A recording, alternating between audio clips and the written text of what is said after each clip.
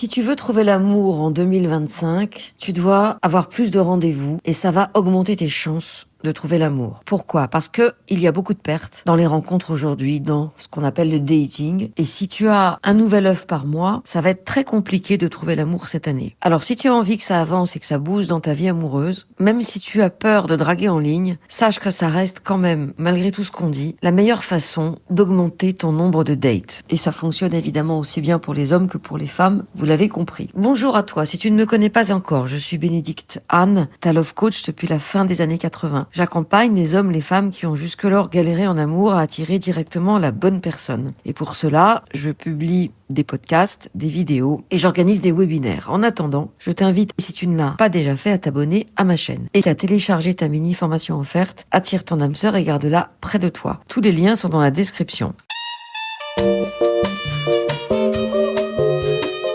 Alors, si tu veux trouver l'amour en 2025, tu dois avoir plus de rendez-vous et ça va augmenter tes chances de trouver l'amour. Comment vas-tu attirer plus de dates online? Dans ce podcast, je vais te proposer de maîtriser les règles du jeu pour obtenir plus de rendez-vous. C'est une espèce de guide qui te donne des étapes pour trouver une personne de qualité et je t'invite à vraiment respecter la checklist que je te propose. Règle numéro 1, tu dois avoir des photos exceptionnelles. Dans le monde de l'image qui est le nôtre aujourd'hui, rappelle-toi le slogan du journal Match, le poids des mots, le choc des photos. Que tu sois sur un site ou sur une appli, c'est ta photo qui va faire la différence. Et tu dois vraiment soigner cette photo. Quand je vois les hommes qui font des selfies dans les ascenseurs ou dans leur voiture, ceux qui utilisent leur webcam pour un résultat improbable, quand je vois ces femmes qui mettent des photos prises sans complaisance par des membres de leur famille et qui osent publier des photos qui ne les mettent pas en valeur, je me dis que là, on est dans le sabotage. Donc moi, ce que je t'invite à faire, c'est à utiliser un photographe professionnel ou quelqu'un que tu connais qui va prendre peut-être 30 photos pour en avoir une bonne, mais en tout cas, tu dois t'adresser à quelqu'un qui tient compte de la lumière, de ton look, et tu as souvent sur Groupon des promotions pour faire de jolies photos. Si la personne en face de toi te dit que tu es mieux en vrai que sur les photos, c'est que tu es probablement passé à côté de certaines opportunités parce que l'autre, ayant vu ta photo bof, n'a pas eu envie de te liker. C'est très important de veiller à ce que cette photo accroche le regard. Et quel que soit ton physique, tu as forcément quelque chose d'unique qui peut être magnifié. Et sache que l'éclairage, la façon dont tu positionnes ta silhouette vont créer comme un panneau stop qui fait que l'autre va être obligé de s'arrêter, de te regarder et de te liker. Ça se passe lors des 3 premières secondes de sa connexion. Il te faut un cliché qui montre ton visage, un autre ta silhouette,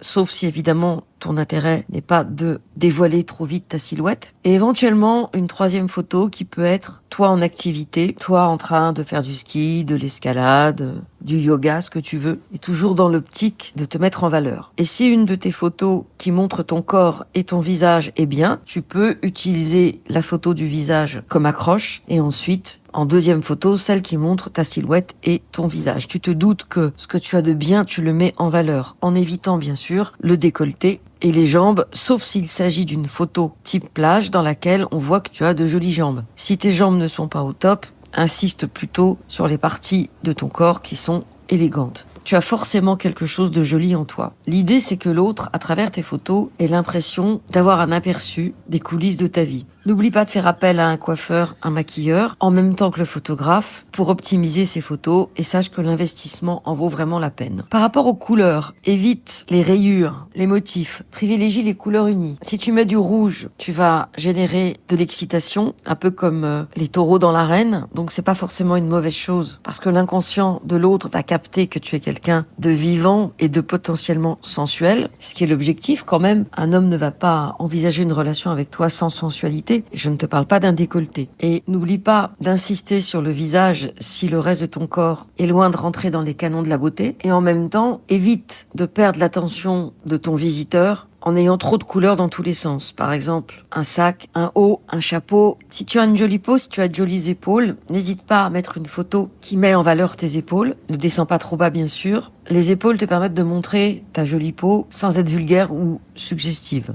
L'idée, c'est que ton visiteur se demande ce qu'il y a d'autre en dessous. Attention aux bijoux, reste simple. Ne cherche pas à ressembler à un arbre de Noël. Évite les bijoux scintillants, le côté bling bling. Ce que tu veux, c'est qu'ils te voient toi et pas tes bijoux. Et en plus, tes bijoux peuvent donner l'impression que tu es une femme qui a besoin d'un homme riche qui l'entretienne. Sauf si bien sûr tu es styliste et que les bijoux font partie de ta signature. Ne te résume pas à tes bijoux. Si tu en as besoin pour montrer ton univers, tu peux trouver des images sur internet et faire comme une espèce de collage avec des photos de pays où tu es allé, de toi éventuellement en tout petit dans de grands paysages. Tu peux ajouter des plats si tu as une origine et que les plats témoignent de ton origine. Je pense à une coachée qui avait montré un tagine et le gars lui avait écrit: j'espère pouvoir un jour goûter à ton tagine. Tu peux aussi montrer que tu es une bonne cuisinière à travers différents plats, mais n'oublie pas que tu n'es pas là pour vendre le fait que tu vas lui remplir l'estomac, mais plutôt tes qualités. Ça peut être toi en train de jouer d'un instrument de musique, toi dans une chorale, ça peut être un philharmonique, l'opéra de Prague ou de Vienne, peu importe. Tu peux montrer ton univers à travers les photos, à condition bien sûr qu'il y ait des photos de toi. Et surtout, n'attends pas de perdre 5 kilos. Ne cherche pas d'excuses pour repousser. Fais-le tout de suite, le plus vite possible, et mets ces photos en ligne. Et tu vas voir que les hommes vont pleuvoir si tes photos sont soignées. Et ne te dis pas que l'homme va être déçu entre ta réalité et tes photos, car le travail du photographe consiste à mettre en valeur ton essence. Et si tu fais appel à un styliste ou à un conseil en images, l'idée c'est de te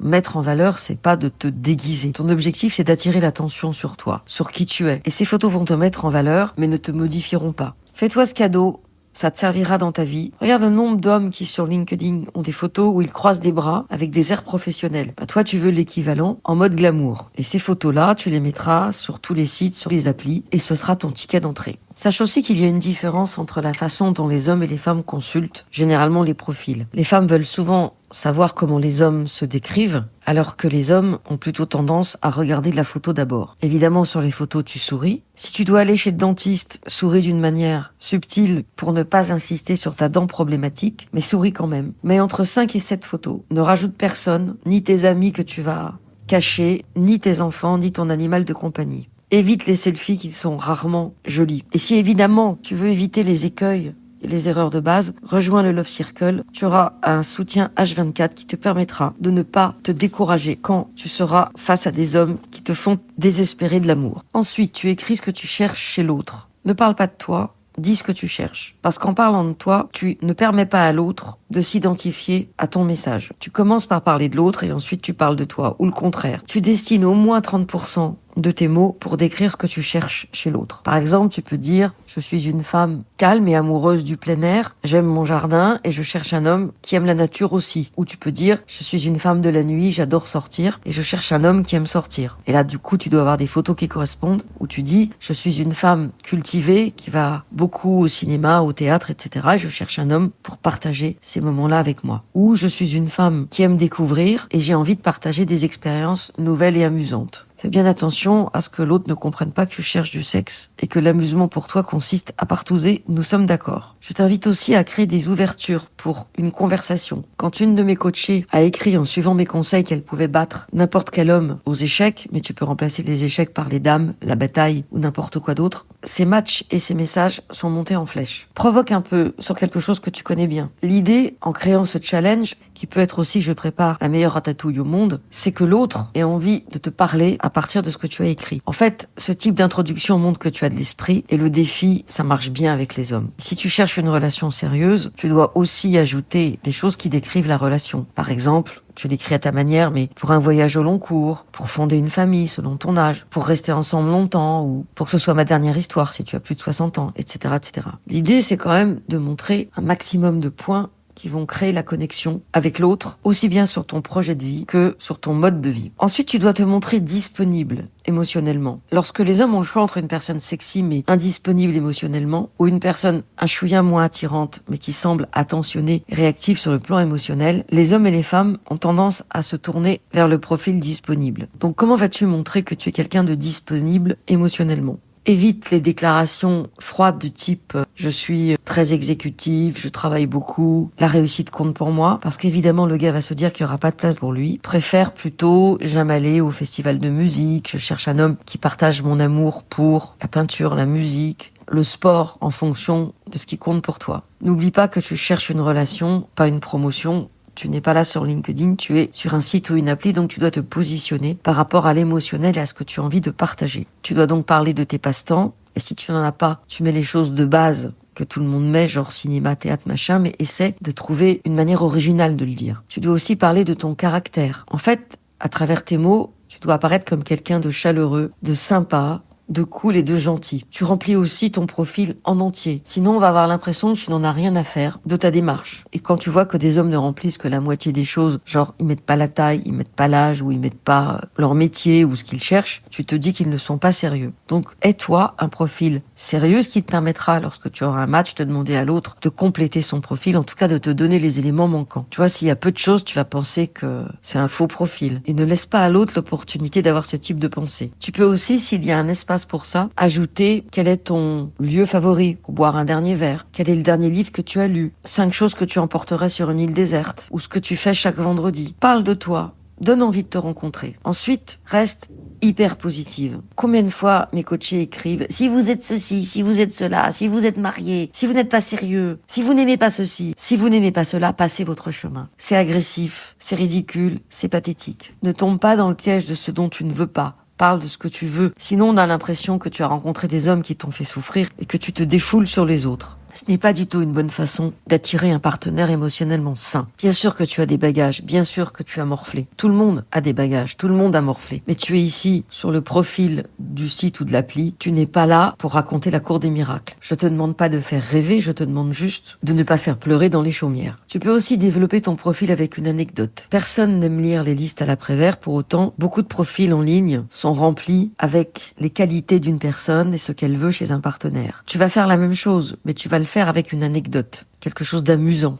qui va faire qu'on va avoir envie de te rencontrer, qu'on va voir ta sensibilité. Par exemple, tu peux mettre « Ne dites pas à ma mère que j'apprends à danser la salsa, caliente, elle croit que je fais de la valse. C'est juste de l'humour pour montrer qu'à travers la salsa, tu as choisi une danse qui n'est pas rassurante pour une mère classique. C'est une idée parmi des milliers. Tu vas trouver quelque chose de personnel. Ou on ne le dira pas aux enfants comme on s'est rencontré avec un petit smiley qui sourit. Essaie d'avoir une phrase courte et amusante qui va permettre à tes interlocuteurs de rebondir. Sur certaines applis, on te propose des phrases toutes faites. Je te le déconseille. Crée quelque chose. Et surtout, ne perds pas de vue ton objectif. Tu sais ce que tu veux chez l'autre. Bien sûr que tu veux quelqu'un qui soit physiquement sexy, mais tu vas pas dire « je veux que tu sois beau ». Personne ne cherche quelqu'un de moche. Pour autant, beaucoup de tes prétendants ne te plairont pas. Donc tu ne dis pas que tu cherches un homme sexy, tu dis pas que tu es sensible au physique. De toute façon, tu verras les photos et tu feras le tri toi-même. Tu dis pas non plus que tu veux un homme drôle ou intelligent. Parce que tout le monde veut des hommes drôles et intelligents, et c'est pas sûr que tu sois toi-même drôle et intelligente. Parle de l'intelligence à travers le choix des mots que tu vas employer dans la description de ton profil. Souvent, je vois sur les profils plus machin que truc, plus Roman et Conti que Beaujolais nouveau, plus ville que campagne, plus lecture que TF1, etc. Tu peux parler de toi à travers 2-3 exemples qui ciblent ton univers. Et surtout, propose un panel. Si tu ne parles que de culture, tu risques de passer à côté de quelqu'un qui va avoir l'impression que tu n'es que obsédé par la culture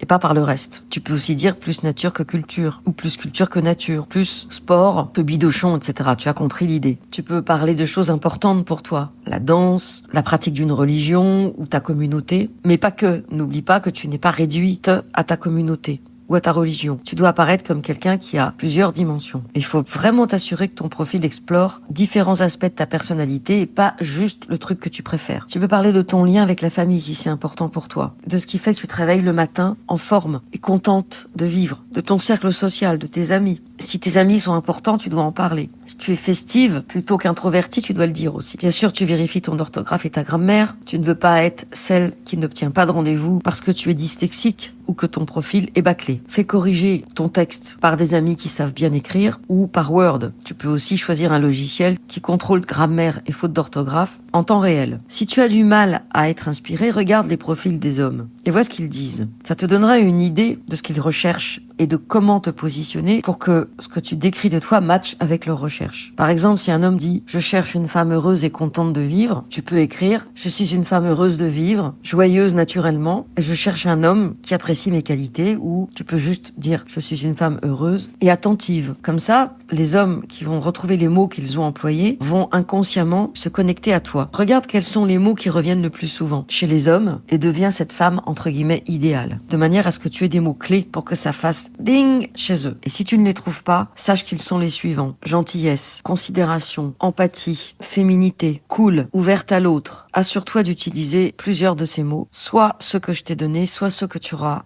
vu en regardant les profils des hommes. Alors, il est clair que si tu es sur un site, c'est très facile de regarder les profils des hommes et leurs recherches, si tant est qu'ils aient rempli évidemment tout. Si tu es sur une appli, c'est plus compliqué, donc je t'invite à avoir un petit carnet et à noter les mots quand passent les profils. De toute façon, si tu es sur une appli, tu vas liker à peu près tous les hommes qui ont l'air normaux et c'est lorsque tu auras le match que tu vas commencer à regarder si le profil t'intéresse ou pas. Parce que si tu perds ton temps à regarder tous les profils avant de les liker, tu vas y passer des heures et tu vas être dégoûté très vite. Rassure-toi, les hommes font exactement la même chose. Ils like tout le monde et c'est quand ils ont un match qu'ils commencent à se poser la question de savoir ce qu'ils veulent avec cette personne. Et c'est pour ça que très souvent, ils te laissent sur l'étagère et ne s'occupent pas de toi parce que ils ont liké tout le monde et ils ne prennent même pas la peine d'effacer le match. Bien sûr, tu mets ton profil régulièrement à jour. Tous les mois, tu changes un mot, tu mets une nouvelle info, une nouvelle photo et tu fais en sorte de tenir compte des saisons. Par exemple, si c'est l'hiver ou Noël, tout le mois de décembre, tu mets une photo de toi sous le sapin si tu veux. À partir de janvier, tu peux mettre un signe dans ta photo comme quoi c'est janvier. Quand arrive le printemps, tu dois aussi t'actualiser avec la saison. Qu'on n'ait pas l'impression que ça fait des années que tu traînes sur ce site ou cette appli. Point très important, la gentillesse, c'est la clé. Aucun homme n'a envie d'une femme agressive, violente. Ils ont souvent eu la même à la maison. Ils en sont sortis, c'est pas pour recommencer.